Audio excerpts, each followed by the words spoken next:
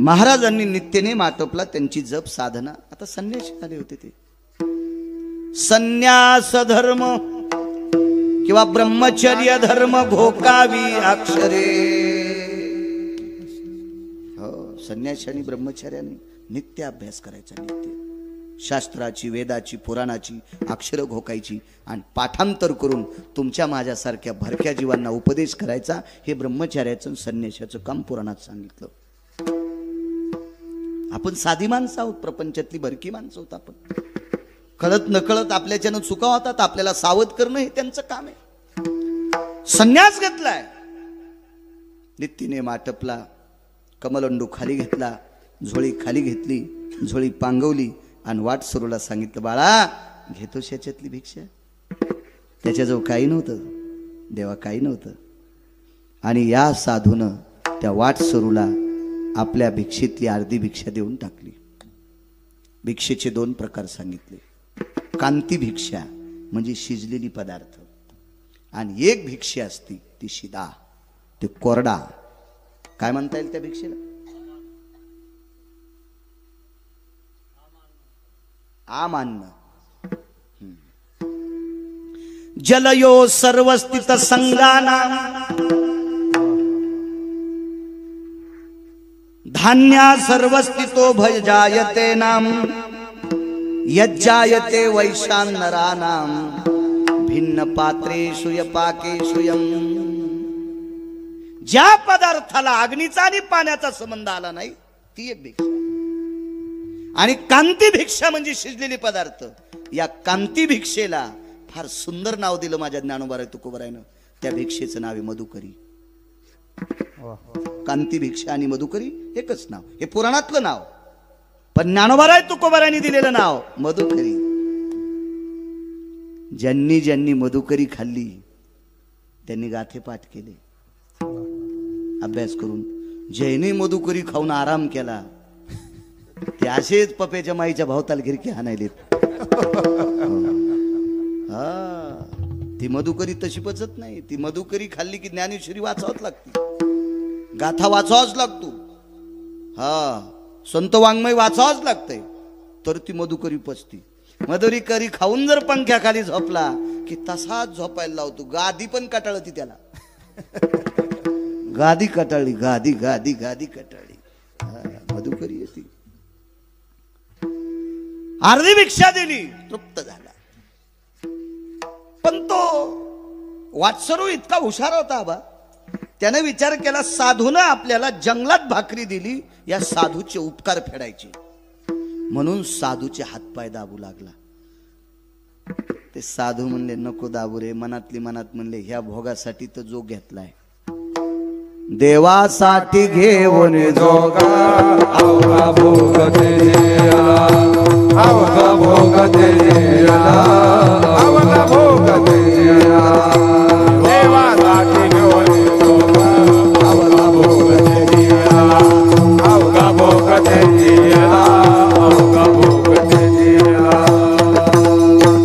देवासाठी घेऊन जोग आणि अवघा भोगत त्याची याला.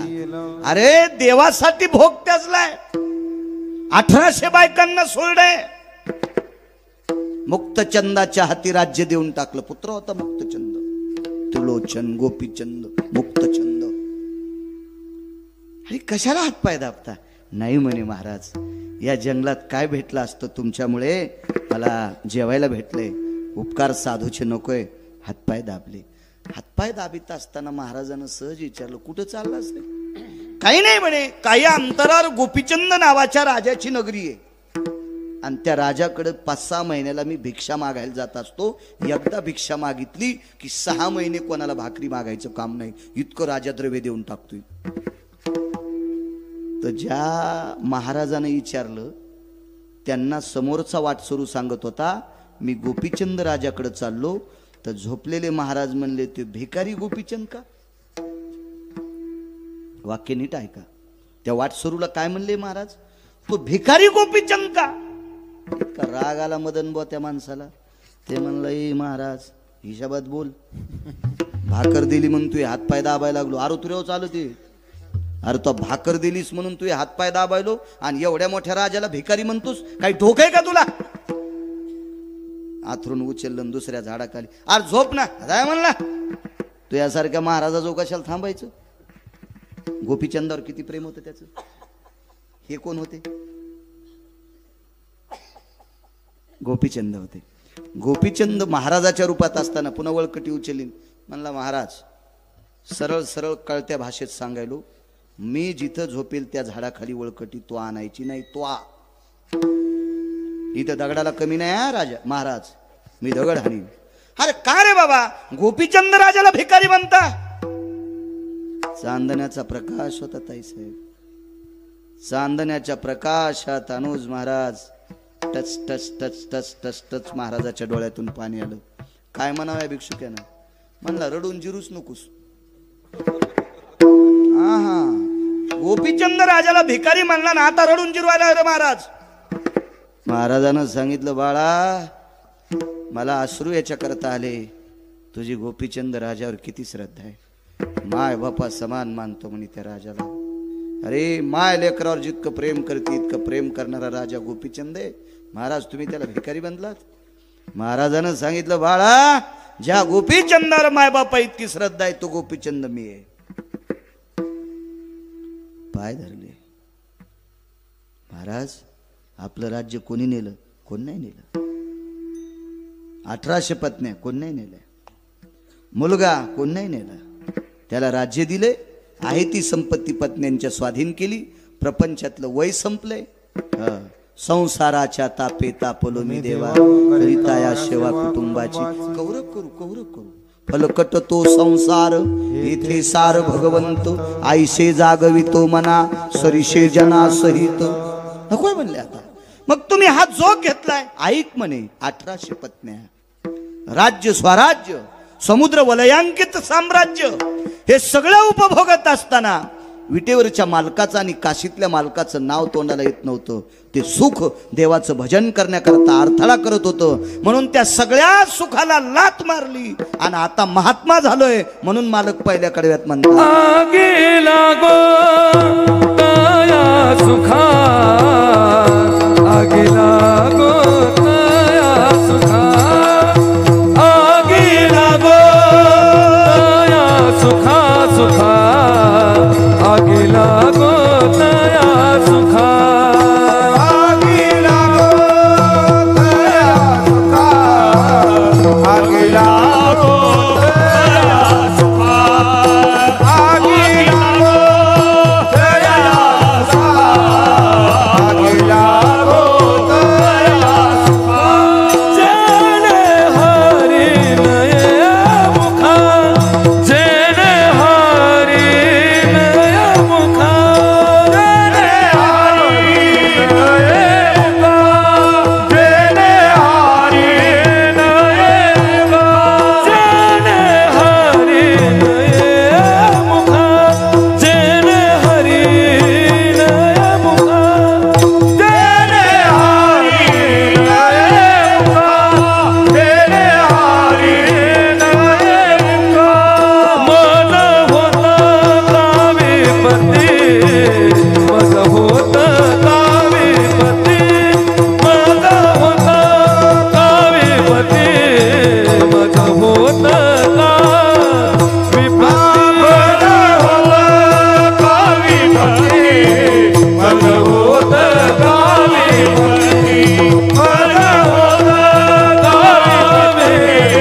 मग होत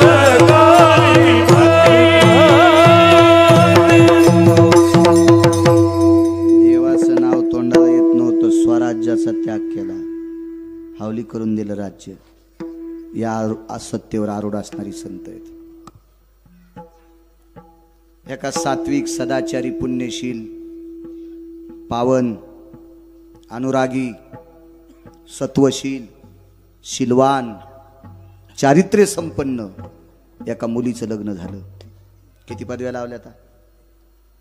पदव्या किती लावल्या? ह्या सगळ्या पदव्या कमी पडतात. इतकी अधिकारी मुलगी, शीलवान, चारित्र्यवान, कुलवान, सात्विक, सदाचारी, पुण्यशील, ह्या पदव्या फार कमी आता, फार कमी. इतकी अधिकारी मुलगी. तिचं नाव होतं राजाई. राजाई श्रीमंत दामो शेट्टींची सुनबाई, श्रीमंत नामदेवरायांच्या धर्मपत्नी गोनाबाईच्या सुनबाई. काय राजाई नावाची माऊली असेल. ती अशा श्रीमंताची पत्नी होती की तिच्या मालकाला पंढरपुरातला मालक बघितल्यावर थरथर कापत होता. पाषाणाची मूर्ती कापे थरा थरा, जेवी भरा भरा नाम्याचा, जेवी भरा भरा नाम्याचा. पाषाणाची मूर्ती कापे थरा थरा, भरा भरा नाम्याचा, जेवी भरा भरा नाम्याचा.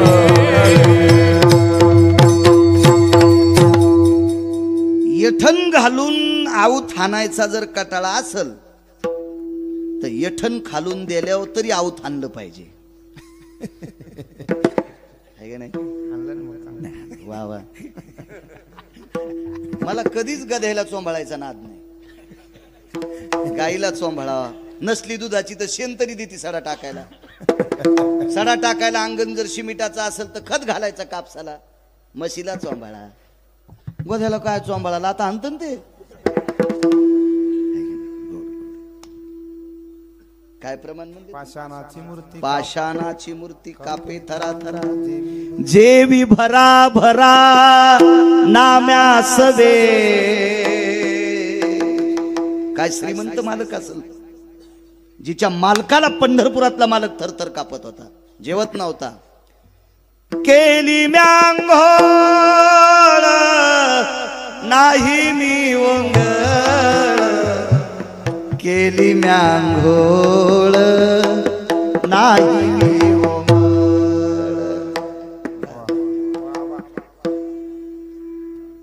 शहाण्याबाईनं घातलेलं लोणचं 2 वर्षाच्या नंतर खा. वाळलं न तर पाण्यात बुडून खा, तरी अर्धी भाकर आगाव खात माणूस. शहाणेबाई तसे शहाणं का. आणि टिकल्यावालीनं घातलेलं लोणचं 4थ्या दिवशी त्याच्यावर फेदरी. हो हो, ते पाहिलं की सर्दी होती. राहू दे त्याच्यापेक्षा नकोच. अनुज तुमचे बाबा आबा हे संप्रदायाला लाभलेले अनुज भाई हे रत्न होते तुमचे बाबा. महाराष्ट्राच्या मातीमध्ये अनुज राजे तुमच्या बाबांचे किती शिष्य असतील हो, काय शिष्य असतील. ही जुनी लोक, फार मोठी जुनी लोक. वा. थरथर कापायचे मालक. अहो उत्तर भारतातला साधू होता देवा, हा दगडाला दूध पाजित होता. दगडाला उत्तर भारतातला साधू आबा, त्याचं नाव होतं कान्होगोवारी. त्याला इतका गर्व होता, माहिती पत्थर को दूध पिलाता बोले. तर साध्वी जनाबाई म्हणल्या, आपल्या मुक्ताई साहेब म्हणल्या, झिपऱ्या दाढीच आलेली त्याची. त्याच्या जटा धरायला 200 शिष्य होते. पैशावालं होतं ना ते. जटा धरायला 200 शिष्य आणि दाढीच आलेली म्हणल्या झिपऱ्या.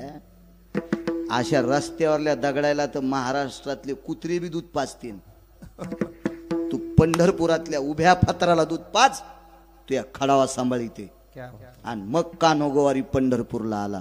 चलो रे भाई पंढरपूर जाना, केशव माधव से मिलना. चलो रे भाई पंढरपूर जाना, केशव माधव से मिलना. चलो रे भाई पंढरपुर जाना, केशव माधव से मिलना. चलो रे भाई पंढरपुर जाना, केशव माधव से मिलना. हिंदी भाषेत होता तो. चलो बरे पंढरपूर को जाना है, केशव माधव से मिलना. विठ्ठल माधव से मिलना, विठ्ठल माधव से मिलना. आणि मग कान्होगोवारी पंढरपूरला आले आणि सोन्याची गुंडी घेऊन दूध पाजू लागला. गरुड खांबापाशी गेलं की पंढरपुरातल्या मालकानं सांगितलं, अग्नी नारायण हे फुगीर आहे आणि फुगिराच्या हाताने मी नाही नैवेद्य घेत. तिळ मात्र जरी होयाभिमान मेरू तो समान भार देवा.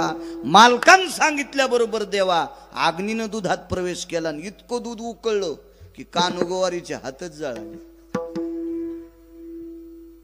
लहा लहा करू लागला. मग मुक्ताई साहेबांनी सांगितलं नामदेवा पाजन दूध. तर दूध आणायला पैसे नव्हते. आईसाहेब कानोगोवारी श्रीमंत आहे तर आपल्याकडे पैसे नाहीत. मुक्ताई साहेब म्हणल्या नामदेवा किती दूध सांडलंय परवरात हे भरा. तर नामदेवराय म्हणले आईसाहेब म्हणजे मुक्ताई साहेब. आईसाहेब ह्या दुधाला आपले पाय लागलेत. मग राधेच्या पायाची माती पाण्यात टाकून त्याला प्याव वाटती असं कोण म्हणतंय? मुक्ताई साहेब. मग आपले पाय का घाणीतून थोडेच आलेत. राधा भक्त आहे म्हणून तिच्या पायाची माती पंढरपुरातल्या मालकानं द्वापार युगात पेली. मग आपल्या पाय दुधाला लागल्यावर आपल्या पायाचं दूध प्यायला काय हरकत आहे? भरा दूध. नामदेवरायला सांगितलं वंजळीन दूध भरलं आणि देवाकडे चालले. मग ताई साहेब म्हणल्या नामदेवा त्याला गरज असली तर खाली येऊन पेन. हे कोण पाहत होता माहिती का? कानोगोवारी दाढीन गिडहीन. हो 2.25 किलो तर सोनं होतं गळ्यात त्याच्या. हो असं दिसायला बोक्यावानीच उगा. वा नुसतं दूध प्याचा देऊन असं कानोगोवारी असं पाहू लागलं. म्हणजे हे भगवान नीचे आएंगे बोले. हे तू पत्थर के भगवान आहे कैसे आएंगे. आणि मग नामदेवराय खालून म्हणतात दूध पिवो मोरे गोविंद लाला. दूध पिवो मोरे गोविंद लाला. बऱ्यापैकी चांगलं. कोणती गाय कोणता बछडा घरी गेल्यावर म्हणू आपण ते पुन्हा. विटेवरचा मालक खाली आला. ज्या बाईच्या मालकाला जगाचा बाप भेट होता ती बाई किती श्रीमंत असेल? त्या बाईचं नाव राजाई. ही आतली श्रीमंती आहे. आणि वरची श्रीमंती सांगू का राजो? त्या बाईचा सासरा मुसलमानाचं भांडार सांभाळीत होता. बिदरचा बादशाह कोण होता? जातीनं मुस्लिम. मंगळवेळ्याला जे धान्याचं भांडार होतं का बा अनुजराजे ते बिदरच्या बादशाचं होतं. आणि हे भांडार सांभाळायला दामू शेट्टी होते. परिस्थिती फक्त पोटासाठी. एका ठिकाणी एक पुरावा आला. यांचे घर किती साधे होते. वारा पाणी मुसळधारा तेने तेने मोडीले छपरा. वारा रे पाणी मुसळधारा तेने मोडीले छपरा. केळीवरी नारळी घर चंद्रमोळी जाणत से आळी नामयाची. साधं घर हो. आणि इकडची श्रीमंती बघा. देव भेट होता. देव देव देव घ्यायचा. वजनदार सात्विक सदाचारी पुण्यशील स्त्री राजाई संत शिरोमणी नामदेवरायांच्या धर्मपत्नी. मला वाटतं या माऊलीला 4 पुत्र झाले. नारा विठ्ठल गोंदा माता हे चौघे पुत्र. नारा विठ्ठल गोंदा माता हे चौघे पुत्र. जन्माने पवित्र त्याचे वंशी. दामा दामा बापले. हो दामा दामा बापले. नारा विठा मादा 4 जन्मले ते वंशी. नामदेवरायाच्या कुळात दामोशीटीच्या कुळात हे 4 नातू जन्माला आले. 4 चौघांपैकी एकाला मुलगा झाला. त्याचं नाव होतं मुकुंद. नामदेवरायाचा वंश पुढे मुकुंदाचा वाढला. मुकुंद काय नाव असेल नामदेवरायाच्या ज्येष्ठ सुनाचं?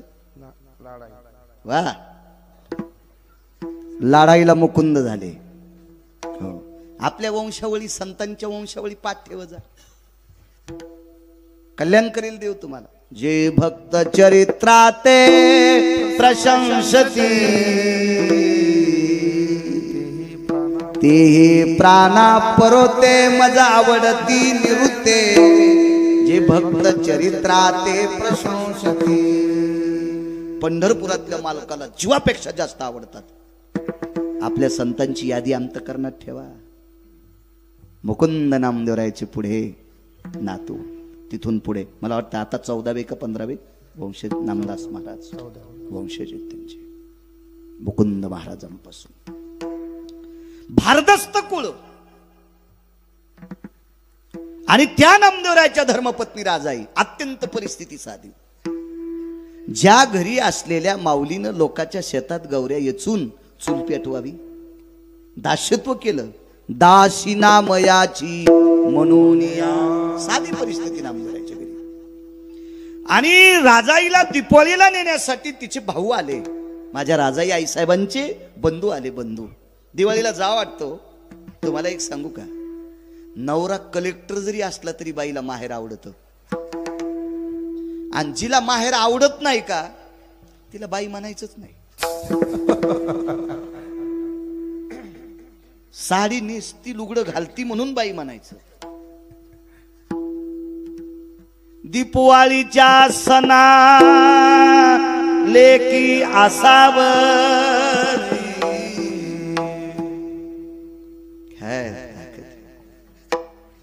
पुराणात कितीतरी पुरावे सापडतील. एक कवी लय गोड होता आबा. तो कवी एक बाई माहेरातलं वर्णन करते. घालवाऱ्या पिंगा माझ्या परसात रे, सुखी आहे कोर सांगे आईच्या कानात रे. परसात गवऱ्या लावता लावता वारं सुटलं आणि त्या वाऱ्याला ती बोलू लागली, जाय रे भाऊ, येऊ शकत नाही दिवाळीला न्यायला, पण सांग माझ्या आईच्या कानात तुझी मुलगी खुश आले. काय प्रेम, काय अवदार आहे, काय वैभव. दिवाळीसाठी ओढ लागली आणि भाऊ नेण्यासाठी आला. श्रीमंत भाऊ होता. राजाईचे वडील एका राजाकडे सरदार होते. सरदार आबा, त्या काळातला सरदार काय असेल तो, फार दस्त घोडे बसायला, घोड्याला चांदीच्या रिकिबा, लगाम सोन्याचा, असा फार दस्त सरदार. आणि त्या सरदाराची कन्या आगी लागू तया सुका सांगतोय, आगी लागू तया सुका. उदाहरण क्रमांक 2. ए माय, भावासोबत 2 घोडे शिल्लक, एका घोड्यावर भाऊ आणि त्याच्या मागे एक घोडं पुढे एक घोडं, गुमास्ते होते 2. सरदाराचं पोरग होतं ना ते, सरदाराचं पोरग होतं. ए खजिने, बस बापू, बस बस बस बस बस खाली बस बस. दारात घोडे सोडले. विचारलं, दामू शेटीचा वाडा कुठे? वाडं कसं होतं? झोपडं होतं. भावाच्या लक्षात आलं, आपली बहीण आपल्या भावाने इतक्या साध्या घरी दिली.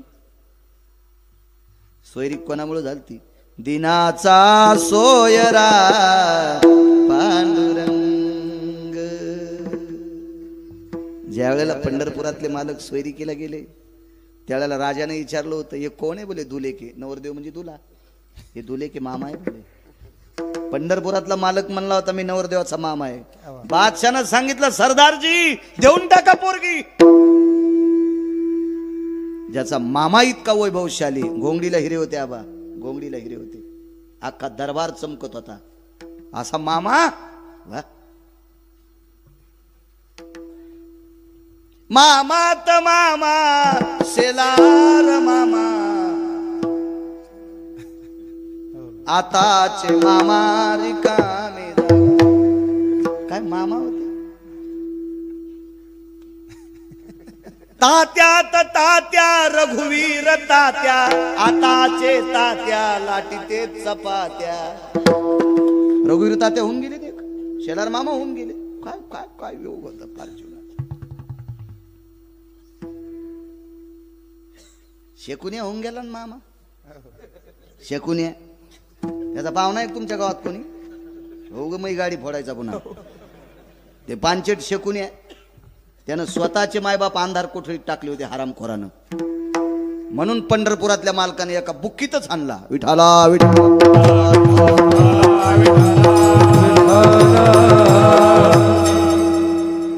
त्याला काय चोंभाळायचं रगिलाला. शकुनी नावाचे राजे होते, मुगड्या बस सुंबळ्या शकुन्या म्हणजाय त्याला.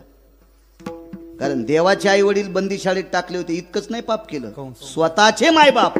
कंस हा कंस आहे, शकुन्या. शकुन्याचं एक सांगू तुम्हाला, ते होतं कधी कधी मेमरी कार्ड. शकुन्यानं बहिणीच्या पोरायला पत्ते खेळायला शिकले. इतका हरामखोर होता शकुन्या. बहिणीच्या पोराला पत्ते खेळायला शिकायले. ते लुडो नावाचा खेळ. हो, या लुडोमुळेच कोरोना जास्त वाढला होता. थोत्रात थोत्र घालून खेळू लागले. हे काही काही मामा हलकट मामा होते, काही काही जगाचा पाप मामा झालाय. मुलाने विचार केला, आपल्या ताईला अशा साध्या घरी दिले, चला आदर आवाज दिला. ताई, गोणाबाईने सांगितलं, राजा वजनात बोलायचं हो. काय सासू सुनायचं प्रेम असायचं. आताच्या सासू सुनायचं पाहिलं तर सासू म्हातारी मांजरण, सून नाही तर मी मांजर. बोच करू बोच करूच. या दोघीच्या बोचकरणीत म्हातारं मंदिरात झोपायले, पोरग रानातच उसात भाकरी खाले. मिळच नाही नो कशाला. आणि पुन्हा या हरिपाठ वाचायला कशाला वाची ती दोरके मंजुळे कस्तुरे अंतिके कशाला आगाऊपणा करायची. आही कचे धड नाही तयाचे परत्र पुसशी काही. कथनी पठनी करुणी काय राणी वाचुनी वाया जाय, राणी वाचुनी वाया जाय, राणी वाचुनी वाया जाय. कथनी पठनी करुणी काय राणी वाचुनी वाया जाय, राणी वाचुनी वाया जाय, राणी वाचुनी वाया जाय.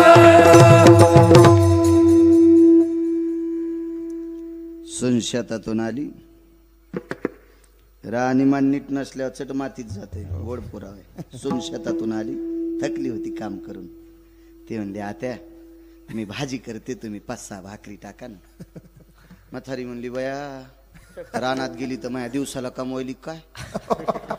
चवालीन तर म्हणे, काय मग दिवस जित्यापणीच घालती माय, मला भाकरी टाक म्हणायली. तर सुन म्हणली, आत्या माय नका टाकू, पण काही खालीवरी नका बोलू, माय नका बोलू. मी भाकरी बी करते आणि भाजी बी करते. या डंगरीनं नीट मारावं ना. सून स्वयंपाकन भाकरी करूस तर स्वयंपाक झाल्यावर सुनानं पोराला पाठीलं, आत्याला बलेव रे. तर पोरग म्हणलं 2-3 घरी आजी गवसच ना. मग सुनाला वाटलं एकटीनं कसं जेव्हा आत्याला संग घ्यावा.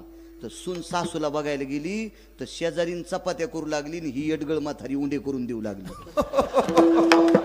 ही मागच्या जन्मातली मांजर होती, घर धोंडी.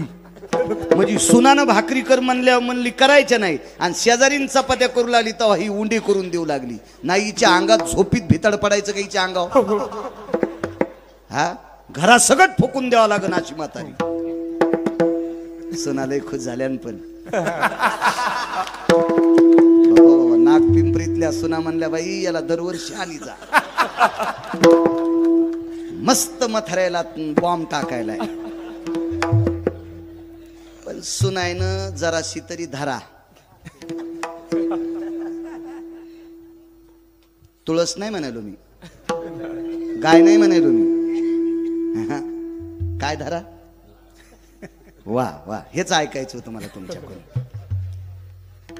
ज्या सुनाला, ज्या सासूनं कपाळाचा मालक दिलाय,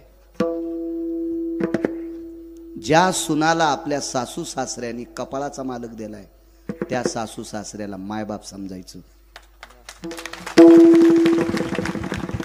त्या सासू सासऱ्याची संपत्ती खाऊन जर सासू सासऱ्याला मायबाप समजित नसेल तर तिच्या माईला तिची भावजई राखेल टाकून फुकीन. आता सासा खुश झाल्या. ओरिजिनल डॉक्टरनं बिमारीचं निदान लावून औषध बी दिलं पाहिजे आणि पथ्य बी सांगितलं पाहिजे. त्या डॉक्टरला कोणी वाईट म्हणत नसते. आता सुना खुश आणि सासू बी खुश. नाही झाल्यावर गिरगाव करावं, दगड तरी हाणायच्या नाही, मलाच म्हणला. संसारात चांगलं वागणं माझ्या माईंडनं सगळ्यात मोठं कीर्तन आहे. नंबर 1चं भागवत त्याला म्हणायचं, नंबर 1ची पंढरीची वारी म्हणायचं, नंबर 1चा यज्ञ त्याला म्हणायचं. जे संसारातल्या लोकांसोबत नीट वागत नाहीत, रक्ताच्या नात्यातल्या लोकांसोबत नीट वागत नाहीत, जे मायबापासोबत नीट वागत नाहीत, ज्यांनी संपत्ती कमवली त्यांच्यासाठी आपण नीट वागत नाहीत, आपण लोकांसाठी चांगले वागू शकतो का? आपल्याकडे योग्यता आहे का ती? पात्रता आहे का आपल्याकडे ती? घरातल्या लोकांसाठी चांगलं वागणं. काय सुना असेल आवाज दिला.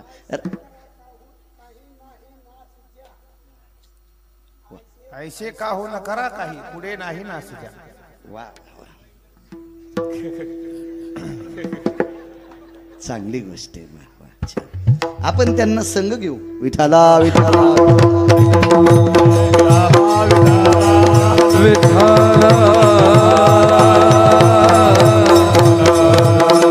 आवाज दिला. राजा, राजाही नाव होतं.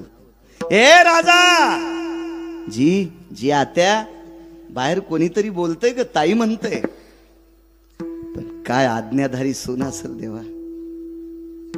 झोपड्याच्या बाहेर आल्या आणि डोकावलं तुळशीपासून, हृदय पाझरलं. सासूला सांगितलं, आत्या माझा दादा आलाय, माझा भाऊ आलाय. घोणाबाई बाहेर आल्या. बाळा या या या, बाळा या या. आल्या बरोबर बहिणीच्या सासूचं दर्शन घेतलं. ही परंपरा आहे आपल्याकडं, ही मर्यादा आहे, आपल्या संप्रदायाची रीत आहे. दर्शन घेतलं बहिणीच्या सासूचं. गोणाबाईनं तोंडावर हात फिरला. बाळा आलात? जी आलो. काय का? ताईला नेण्यासाठी आलो, दीपावलीसाठी. आगी लागत आहे असो का सांगतो. गोणाबाईनं लक्षात घेतलं आपण सासू आहोत. नामदेवराय बाजूला होते. नामदेवरायने विचार केला, आपण हिचा पती आहोत, पण या घराचे मालक आपले बाबा आहेत. सूत्रधार बाबा होते आणि बाबा मंगळवेड्याचं भांडार सांभाळायला होते. निरोप केला, घरी आले. घरी आल्यावर गोणाबाईने सांगितलं, अहो ऐकलत का? असं गोड बोलायचं जुन्या काळातल्या. धनी ऐकलत का? अहो मालक असं नाही म्हणल्या. विवेक ए अनिरुद्ध, अरे अनिरुद्ध, सुनबाईचे भाऊ आलेत, पाठवायचं का रे तिला? जशी गुरख्याल बोलायली आहे का नाही. पेट्रोलच निघाली हिच्या तोंडातून, पेट्रोलच. नावान बोलत होई नवऱ्याला. हे आपल्या खेड्यापाड्यात नाही, हे उतू आलं जर शहरात. हो, फस उतू आलं, कडी उतू आल्यावानी. हो शहरात. एक बाई म्हणली, महाराज थोडं दूध घेता का? म्हणलं मी बोक्या नाही बाई, थोडं नको, तांभरू नको. नको बाई दूध. हो 9-10 जणांचा नाश करतं एकट्यानं दूध प्याल्या. बाकीच्या याला चहा किर्लोस करीनाच आईल पेल्यावनीच. एकट्यानंच बोक्यानं दूध आणलं सगळं. पुन्हा म्हणतो वाटीत प्याचं का बुटात प्याचं? येडगळेस का काय रे म्हणलं तू. मोठे नाटक सगळे. घरी गेल्यावर म्हणले, रे प्रवीण, आपल्याकडे गिरगावकर आलेत, लवकर दूध घेऊन ये बरं. तर ते आलं, हातात उंदीर धरल्यावर आणि ती थैली घेऊन. ते म्हणलं, या थैलीतलं दूध पिणं, याच्या दुधाचा चहा पिणं, या थैलीतल्या रोगर पिऊन मेलेलं बरं. हे काय करायचंय? मी नंतर म्हणलं, ताई हे प्रवीण कोण आहेत? माझे मिस्टर आहेत. म्हणलं, नको बाई, चहा नको, दूध.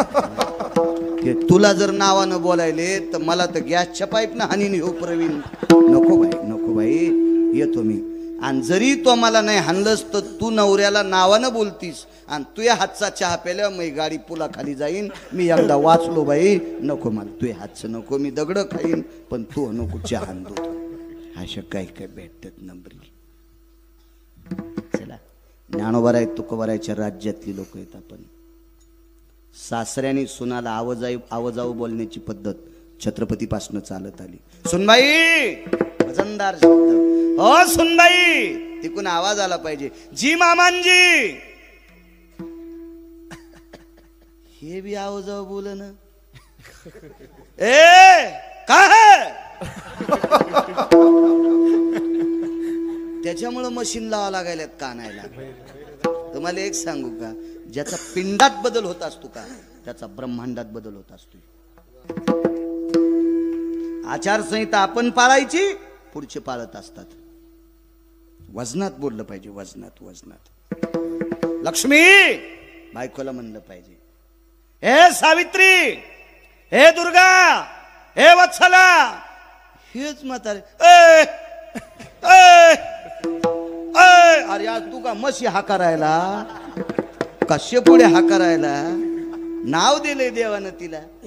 मग हे असं म्हणतात, मग त्या बी काय म्हणतात, बाळे हे का काय रे, म्हातारं मंदिराकडे गेलंय, स्वयंपाक झालाय, त्याला म्हण गिळायला ई. आपण जे पेरतो का ते उगत असते, आपण जे पेरू का ते उगत असते. आपली जागा नाही सोडायची देवा, जागा सोडली की त्या जाग्यावर दुसरं बसत असते. म्हणून एसटीत मधात जाच्या आधी खिडकीतून रुमाल टाकीत होते, आणि ज्या सीटावर रुमाल पडला कोणाची मायविली त्या सीटवर बसायची. पण एक जणानं खिडकीतून रुमाल टाकला, सगळे सीट बेतले, त्या सीटवर कोणी बसलत नाही, आणि मधात गेल्यावर रुमाल काढून घाम पुसू लागलं, तर दुसरं बस. अरे घाम पुस रे सोमळ्या, पण सीटावर बसल्यावर पुस ना, गेलं सीट तवरक. आपलं वजनदारपण बायकोला बोलण्याचं संपलंय, म्हणून त्या एकेरी म्हणतात, बाळा हे विवेक, सीट नाही सोडायला पाहिजे. आबा सीट घेऊन जाते कोणी, जागा नाही सोडायची आपली. चला राजाई जी, कोण आलंय, दादा आले, बसायला टाकलं. कर्मनो गहनोगती, राजाईचे भाऊ आले, त्या दिवशी चुलच पेटली नव्हती, काहीच नव्हतं घरी, काहीच नव्हतं. दामू शेट्टी आले, सुनबाईनं दर्शन घेतलं, तिच्या भावानं दर्शन घेतलं. दारात 2 गुमास्ते उभे होते घोड्यापाशी. राजाईच्या भावाचं घोडं धरून आगी लागत आहे असो का सांगतो. दामू शेट्टीनं सांगितलं, सुनबाई जा, 8-10 दिवस आपल्या बाबाकडे राहा, या जाऊन, या जाऊन. वाटे लावलं. पुढे एक घोडं, पाठीमागं एक घोडं, मधल्या घोड्यावर भाऊ आणि भावाच्या पाठीमागं बहीण. ताड ताड ताड ताड ताड ताड ताड ताड ताड घोडं निघाले. 1-2 मुक्काम पडले बापू. पोचलं तिथं घोडं. आईनं पाहिल्याबरोबर आनंद व्यक्त केला, माझी ताई आलीस बाई, आलीस माझी माय. माय बापाला लेकर लय आवडत येत, लय आवडत येत. किती आवडत येत लेकर माय बापाला. एका कवीचं गोडसं वर्णन आहे, गोडसं वर्णन आहे. एका बाईला एक देव भेटला, आणि देवानं सांगितलं, बाई तुला काय पाहिजे ते माग, तू मागशील ते देतो. काय म्हणावं त्या बाईनं, देव जरी मज कधी भेटला रे, देव जरी मज कधी भेटला, जे हवे ते माग मना, जे हवे ते माग मनाला, देव जरी मज कधी भेटला. काय म्हणते ती बाई, मला जर देव कधी भेटला आणि ते जे आवडेल ते माग म्हणला तर एकच म्हणीन, माझं आयुष्यातले काही दिवस माझ्या लेकरा बाळाला जाऊ दे, माझ्या लेकरांना माझ्यातले आयुष्यातले दिवस जाऊ दे. तिला माय आणि बाप म्हणतात. काय आवडी असन पोरगी आल्याच्या नंतर, आलीस बाई, हो माय आले. माय बापाला लेकर किती आवडतात.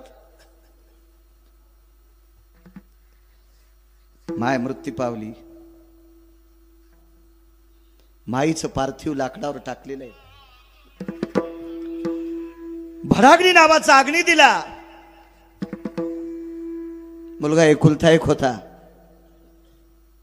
भडाग्नी नावाचा अग्नी बऱ्यापैकी अंगाला झुंबल्याच्या नंतर आपल्याकडे एक मडकं फिरवायची पद्धत आहे. फिरविला गट, आई सांगतोय, आई कीर्तन वर्षश्राद्धाचं नाही, मला आई सांगायची फक्त. आणि ज्या वेळेला मुलाच्या खांद्यावर देवा ते मडकं देत असतात, त्याला एक टप्पा मारतात, त्याला छिद्र करतात, आणि तो गोल असं त्या प्रेताला, जळत्या प्रेताला पाणी टाकते. तर जळतं प्रेत काय म्हणतंय? दुरी सांडी दुरी बाळा वैशांतर बहुद्वार रे, जाळी एली माझी काया तृण काष्टा समान रे. दुरी सांडी दुरी बाळा वैशांतर बहुद्वार रे. जळत असताना माय म्हणते आबा लेकराला, बाळा अरे लाकडासारखं शरीर अग्नीनं जाळले रे, तुला आहाळ लागेल, लांबून पाणी टाक. तिला माय आणि बाप म्हणतात. देह विसरे आपुला जवळ घेताशी न गेला, जवळ घेताशी न गेला, जवळ घेताशी न गेला. देह विसरे आपुला जवळ घेताशी न गेला, जवळ घेताशी न गेला, जवळ घेताशी न गेला. वाह पुराव महाराज वाह, दमदार. तिला माय आणि बाप म्हणतात. फार मोठी ताकद आहे. याच्या पलीकडे सांगू, एका बाईला 2 मुली होत्या, जुळ्या झाल्या. एकाच मंडपात लग्न. आबा अनुजराजे एकाच मंडपात लग्न. आणि एका मंडपात लग्न झाल्यामुळे, एकाच तिथीला लग्न झाल्यामुळं प्रपंचातलं एक सुख त्या संसारूपी वेलीला सुंदरशी फुलं लागले. आणि दोघीला एक एक मुलगा. महिन्या 15 दिवसाच्या 2 महिन्याच्या फरकानं दोघीला एक एक मुलगा झाला. आणि त्याच्यातली एक जात राहिली. एक जात राहिली. आईचं पार्थिव भिंतीला पलंगावर टेकवलेले. स्वाशीन गेलती. याच्याकरता भावकीच्या गावातल्या सोयरे धायरे सगळ्या मंडळी महिला जमून तिला हळीत कुंकू लावत होत्या. सौभाग्यवती स्त्रीचा अधिकार फार मोठा असतो. जी का भाग्याची आहे हो, आणि तिचा पती तिचा देव. पण चिमुकलं बाळ देवा रडत होतं. बऱ्यापैकी लोकांनी गाडीवर फिरवलं, पैसे दिले, बिस्किट दिले, खेळणं दिलं, पण थांबत नव्हतं. तितक्यात त्याची मावशी आली. जुळी होती. त्याची आई आणि मावशी सारख्याच दिसत होत्या. फक्त याच्या आईच्या खांद्यावर जाब होता आणि तिच्या नव्हता. एक लहान आणि मोठी, बाकी अशा ओळखू येत नव्हत्या. आईला आईसारखी मावशी दिसती. गावातले 4-2 लोक म्हणले, अरे याची आई जरी मृत्यू पावली तर याच्या मावशीला सुद्धा तान्ह लेकरू आहे. हे पोरग जर शांत करायचं असेल तर मावशीचं पोरग तिच्या मालकाजवळ द्या आणि याला शांत करण्यासाठी मावशीला मनस्तनाला लाव.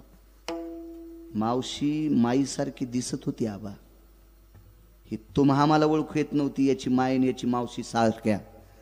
पण अज्ञानी चिमुकल्या लेकराला मावशीतला आणि माईतला फरक कळत होता. त्यानं मावशीच्या स्तनाला तोंड नाही लावलं. नाही लावलं. रडू लागलं. गावात एक जुनाट स्त्री होती. जुनाट. तिनं सांगितलं, या रडत्या लेकराला जर थांबवायचं असेल तर माझा ऐका. काय करायचं बाई? मेलेली का होत नाही, पण याची माय याला दाखवा. आणि घरात बसवलेली पार्थिव मृत शरीर सोहळ्याबरोबर रांगत रांगत गेलं आणि मेलेल्या माईच्या मांडीवर पडून तिच्या चेहऱ्याकडे बघितलं आणि झोप लागली. मेलेल्या माईच्या चेहऱ्यातून जे वात्सल्य भेटतंय का, ते जिवंत कोणाकडून भेटत नाही. याचं नाव माय आहे. याचं नाव बाप आहे. पाहिल्याबरोबर आलीच बाई. हो आली. वर्ष झालं बाई तुझी भेट नव्हती. कडकडाटून तोंडावून हात फिरिला. भाकरीचा तुकडा डोक्यावरून ओवाळला, घरावर फेकून दिला. ही पद्धत होती मराठवाड्याची. मुलगी घरी आल्याच्या नंतर भाकरीचा तुकडा डोक्यावरून फिरून वरी घरावर टाकायचा. सदाव्रत विधी म्हणतात पक्ष्यांना. विडापिडा जाओ. फार सूत्र होतं त्या काळात. फार सूत्र होतं. गोडधड पदार्थ केली. मोठं घर होतं. आगी लागत आहे असं का सांगतोय. काय पदार्थ? तळील्या वरिल्या एकोची पक्वान. श्रीमंत सरदार आहे बाप. बापानं कामगिरी चांगली केल्यामुळे त्या राजानं, राजा मुसलमान होता पण चांगल्या माणसाची कदर करणारा राजा होता.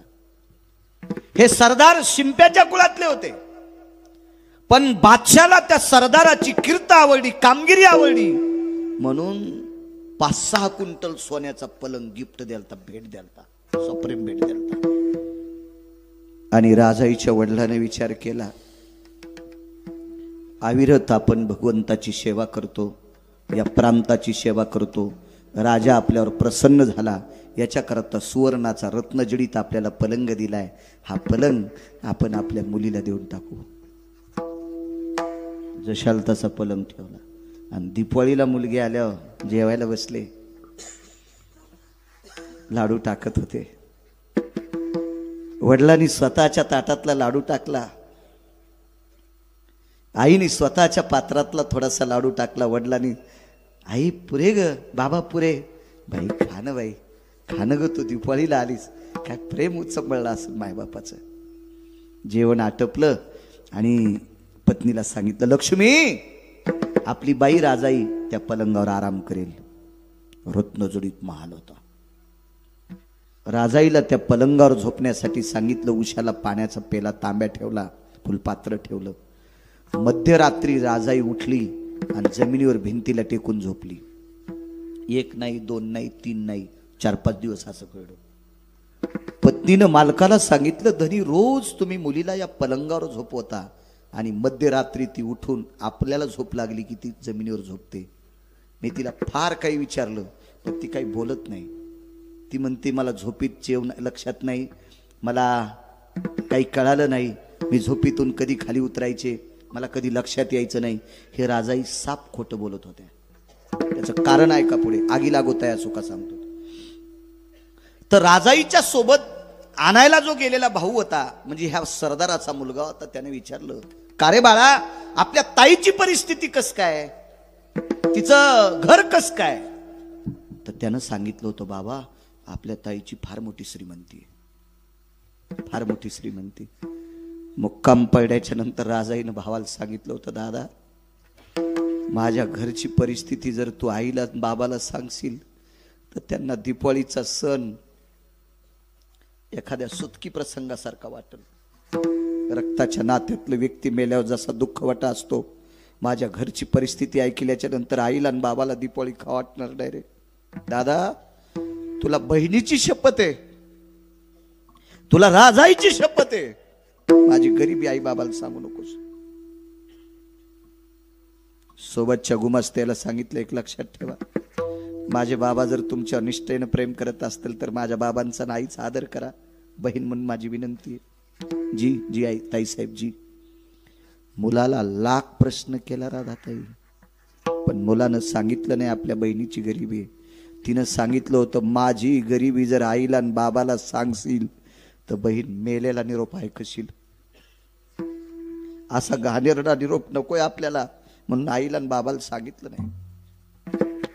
एके दिवशी सरदारांनी एका महालात आपल्या मुलासोबत पंढरपूरला आलेल्या दोन्ही गुमास्त्यांना आतमध्ये घेतलं, नातून दार लावलं आणि दोघांना विचारलं, का रे, मी जितकं प्रेम माझ्या मुलीवर केलंय, जितकं प्रेम माझ्या मुलावर केलंय, असा एक दिवस नाही रे, एक दिवस नाही मी तुम्हाला जेवलं का विचारलं नाही. अरे स्वारीवर जायचं असेल तर माझ्या सोबत घेतलेली शिदुरी बी आधी तुम्हाला खाऊ घालतो रे. आणि असं जर तुमच्यावर प्रेम केलं असेल तर निष्ठावंत मालकाची शपथ आहे, माझ्या मुलीची परिस्थिती कशी आहे सांगा. दोघांच्या डोळ्याला पाणी आलं. सांगितलं, मालक, ताईसाहेबांनी शपथ घातली याच्याकरता, मालकाला शपथ घातली याच्याकरता त्यांनी सांगितलं नाही, आणि आम्हाला जबाबदार ठरले याच्याकरता सांगितलं आम्ही नाही. पण तुम्ही आज शपथ घालता, आम्हाला मायबापासारखे तुम्ही मालक आहेत, तुमची शपथ मातीत जाऊ देत नाहीत. ताईची अत्यंत गरिबी आहे, आम्हाला पाण्याशिवाय काही प्यायला भेटलं नाही, फक्त पाणी पिऊन आलोत, ताईच्या घरी आम्हाला खायला भेटलंच नाही. ठीक आहे, जाणे. ती रात्र जेवण झालं, मुलीला सोन्याच्या पलंगावर बसलं ताईसाहेब, आणि बाप देवा खाली बसलाय. आणि बापाने सांगितलं, बाई तुझ्या घरी गोदड आथरायलाय, गोदड पांघरायलाय, जेवायची परिस्थिती काय. बाबा तुम्हाला कोण सांगितलं. कोणी सांगितलं नाही बाई, गुमास्त्याला शपथ घातल्याच्या करता त्यांनी सांगितलंय, तुझ्या भावानं नाही सांगितलं. मग एवढी तुझ्या सासरी बिकट परिस्थिती असताना माहेरात तू सोन्याच्या पलंगावर का झोपत नाहीस? उत्तर काय देवा? बाबा बाबा, माझ्या सासरी 14 लोकांचं कुटुंब आहे. 14 लोकांचं. माझ्या सासरी दर 3 दिवसाला पोटभर कन्या प्यायला भेटतात. रोज नाही बरं, रोज फक्त 3-3 पळ्या कन्या, आणि दर 3ऱ्या दिवसाला गुंडी गुंडी कन्या. पण रोज पोटभर खाला आमच्या सासरी भेटत नाही. मग का ग राजाई? ज्या सासरामध्ये, ज्या नवऱ्याकडे, ज्या सासऱ्याकडे, ज्या सासूकडे, ज्या घरात तुला रोज पोटभर खाला भेटत नाही, तिथे तू आनंदाने झोपते. सोन्याचा पलंग आहे, हिऱ्या माणिकाची कोंदण केलेला महाल आहे, इथे तुला का झोप येत नाही? ऐका बाबा ऐका, माझ्या सासरी खाण्याचा दुष्काळ आहे, पण भजन भरपूर आहे. भजन भरपूर आहे. नामदेवाचे घरी 14 जणे स्मरती हरी.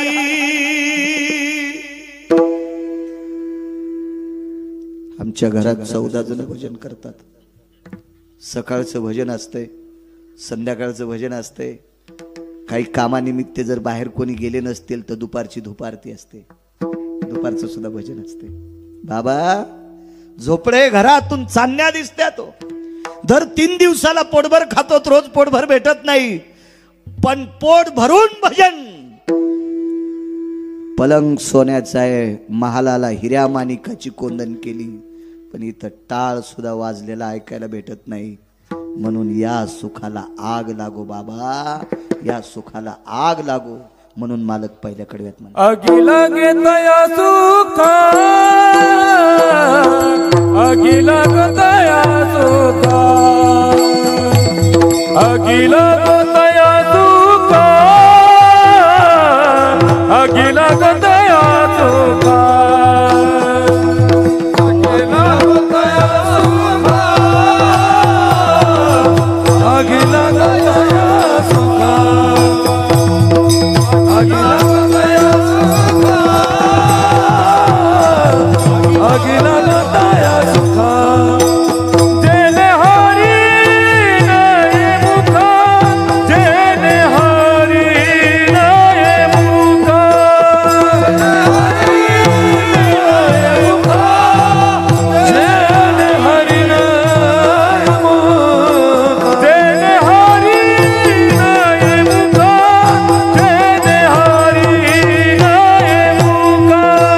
जेने हरी नये मुखा, जेने हरी नये मुखा.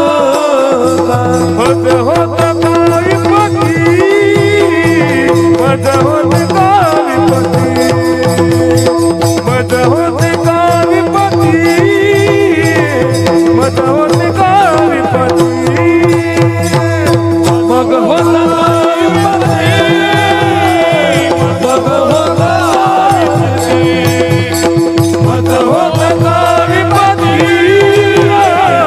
मग होत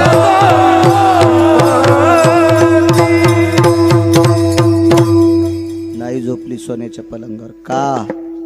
तिथं भजन तर नाही, पण नुसता टाळाचा आवाज ऐकायला भेटला नाही. म्हणून त्या महालातल्या सुखाला आग लागू म्हणली आग.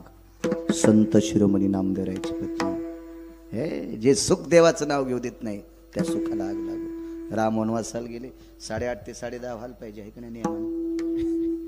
8:45 गळ्यात येणं आलं तर माझ्या, आहे का? माणसानं नियमानं वागावं. ट्रॅक्टर किती महागायचं घ्यावं, पण आपला बांधा आला की वळीलं पाहिजे. आता आगाव पण आहे, बाकीच्या लोकांना त्रास देणं, आहे का नाही?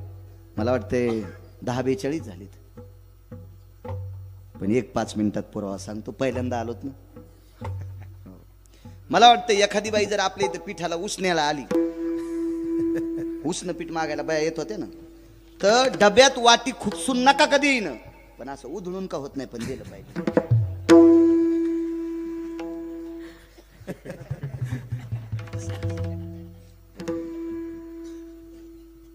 मी काय बाई नाही, पण खेड्यातला जन्म आहे माझा, त्याच्यामुळे मला माहिती आहे. उधळून दिलं पाहिजे असं. मापात पाप करू नये माणसानं. किती लांबून लोक आले तो बापू आज, किती लांब. म्हणूनच करा, हा? म्हणूनच थोडं लावा. यायचं बी आबा परिसरावर प्रेम, काय गोपळी झळकतीनं आपलं तुपलं ओळखीत यायचा भाग आहे नाही. हे असं असतं बघा कोणाचं. विडाला विडाला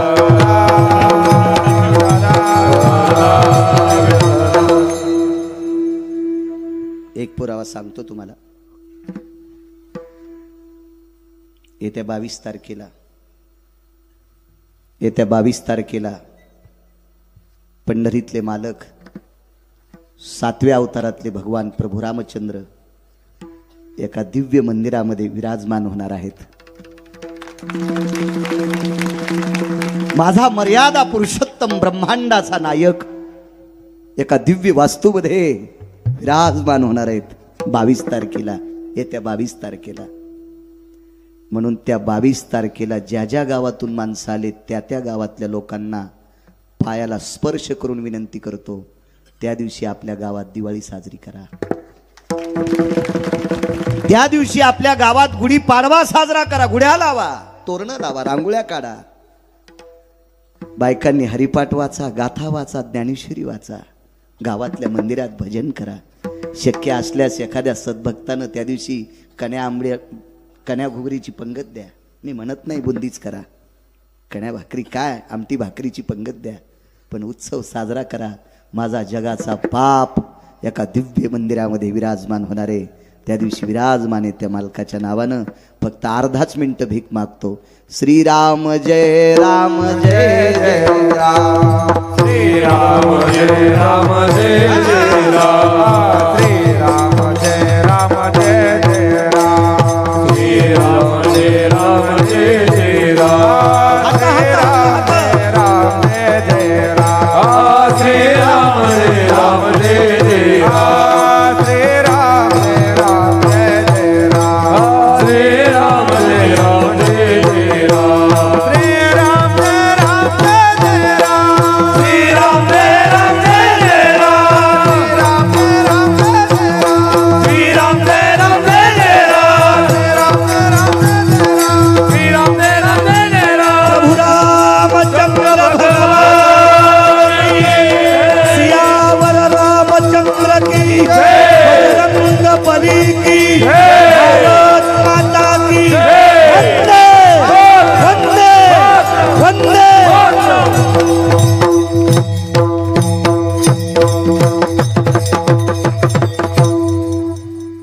22 तारखेला तरुणांनी पांढरे पोशाख घाला. सुंदरसा कपाळाला गंध लावा. त्या दिवशी एक फार मोठा उत्सव माझा विश्वाचा मालक एका